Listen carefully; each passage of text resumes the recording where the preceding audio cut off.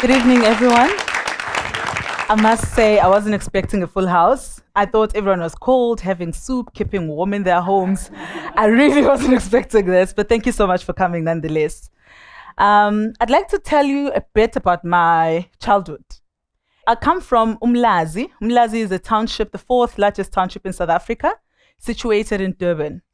I remember in the early 2000s, I was still an adolescent at that time, there used to be a funeral almost every other weekend.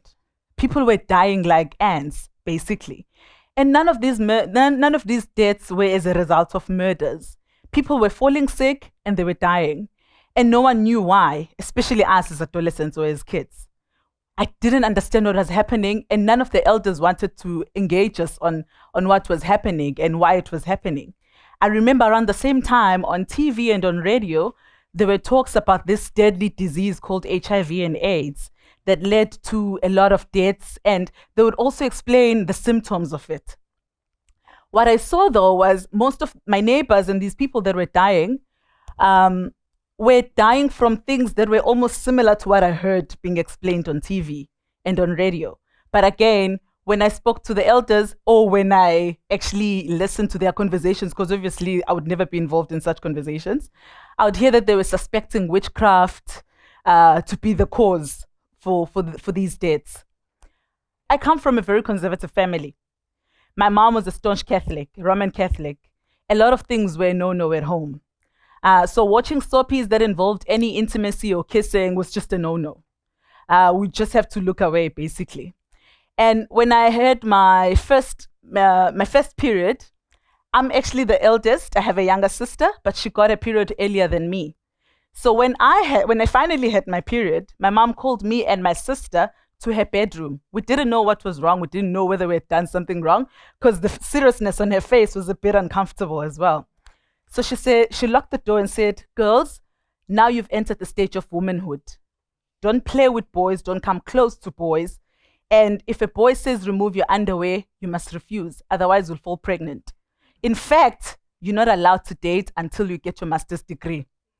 That was the longest yet shortest, most uncomfortable conversation we've ever had with our mother. We just stood there puzzled. I had a million questions in my head. I wanted to ask her a million questions. However, I couldn't because of the discomfort that was displayed on her face. I left that room confused, went back to school. Obviously, I went to township school, so we were sharing desks, and I was sharing a desk with a male. And I wasn't sure that I was going to fall pregnant now that I've already started getting my period. I continued. I would run away from sitting next to him and sit next to my female friends, but I'd always be bitten for moving from my desk.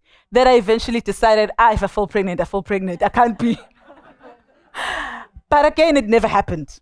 Around the same time, though, one of my friends from school fell pregnant. And I asked her what had happened. And she said to me, this was a very smart girl, by the way.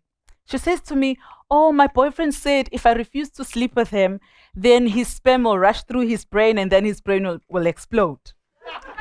That didn't make any sense to me. One, I had no information about sex. Two, it still didn't make any sense to me, though. And again, what's an adolescent to do, though, when our life orientation teachers are very uncomfortable to teach the subject? None of us knew anything about sex. All of it we learned through boys, obviously. Fast forward, I go to university. Then I leave university. I start working for this amazing organization called Section 27. So Section 27 is a public interest law firm that advocates for the right to access to healthcare services, including reproductive healthcare, also the right to access to basic education.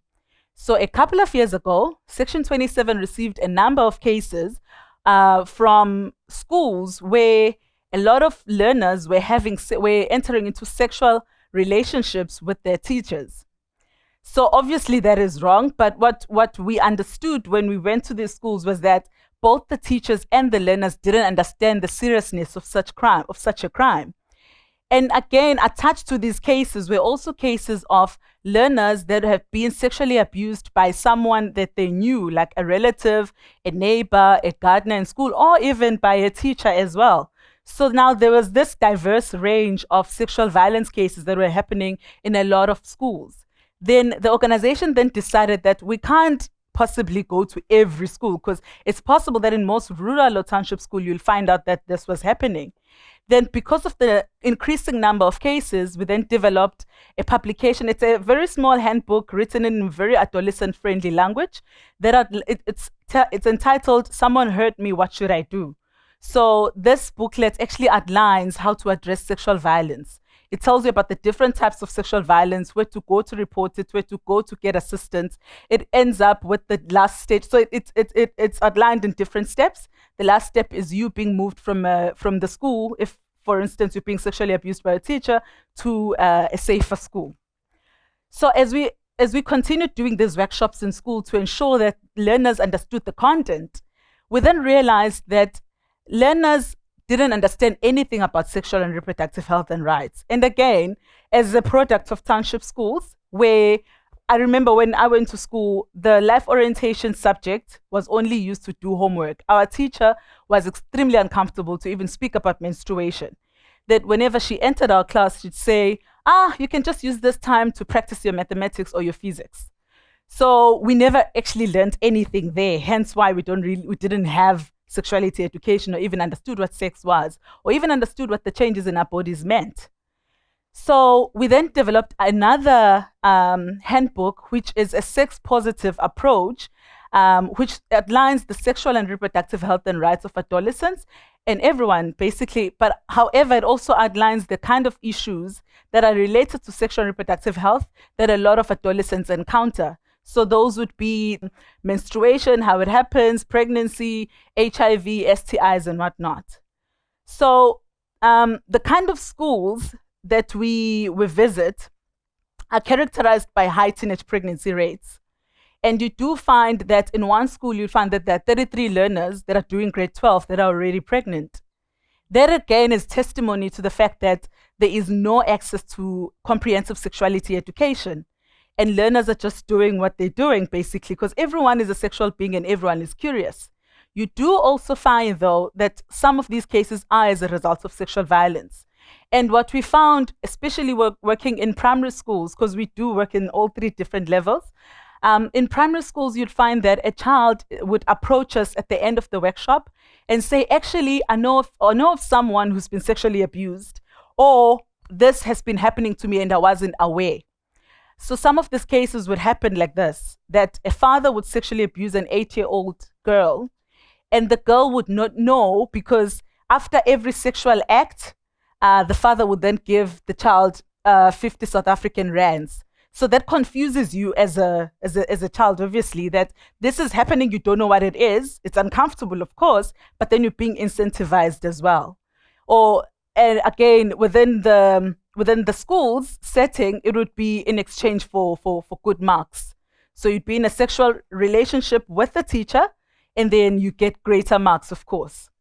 So as we realized that this was happening, the Department of Basic Education is also cognizant of what is happening in schools. HIV rates are increasing, learners are falling pregnant. Also, that is also testimony to the fact that they do require this kind of information.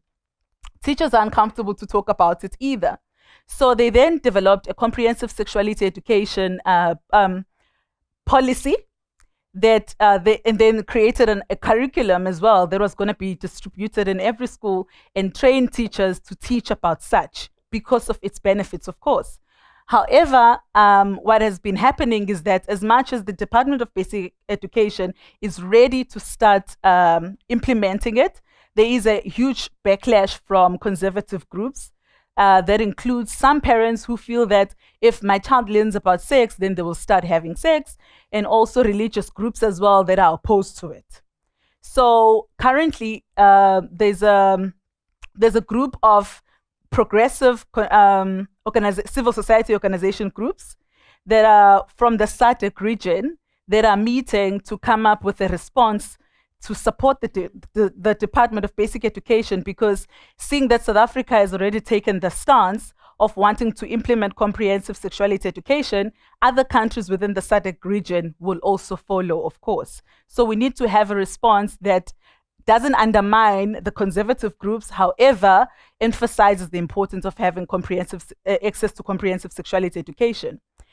And again, I'd like to share some of the examples that I've encountered when I'm doing workshops in schools. It's a very fascinating experience, I must say. I enjoy it so much. However, I get to learn a lot as well. I remember we once visited a school in Soweto a year ago, and we had a group of about grade 9 to grade 10 learners. And we were talking about busting myths associated with menstruation. So I asked, what are the myths associated with menstruation that you know of? And one of the boys raised their hand and said, oh, well, if my girlfriend is on her period and we need to have sex, I say she must eat sand so that the period can stop. That puzzled me, obviously. I wanted to laugh, but then again, I want to encourage participation in class. That's the most bizarre thing. However, that means that that's what they think. And not having access to information leads to such. On a separate occasion, I was in my hometown, Mlazi again, and I overheard a very interesting conversation amongst a group of girls between the ages of 12 to 14. And they were talking about how one of them was telling them how she prevents an unwanted pregnancy. And at that time, she didn't have any kids, and all of them didn't have any children at the time, obviously. And this one was telling this group that she boils ginger beer and aspirin and drinks it immediately after condomless sex to make sure that she doesn't fall pregnant. You can imagine that if you don't have access to sexuality education, you rely on your peers, right? Because it's taboo, you're not supposed to be talking about it anyways.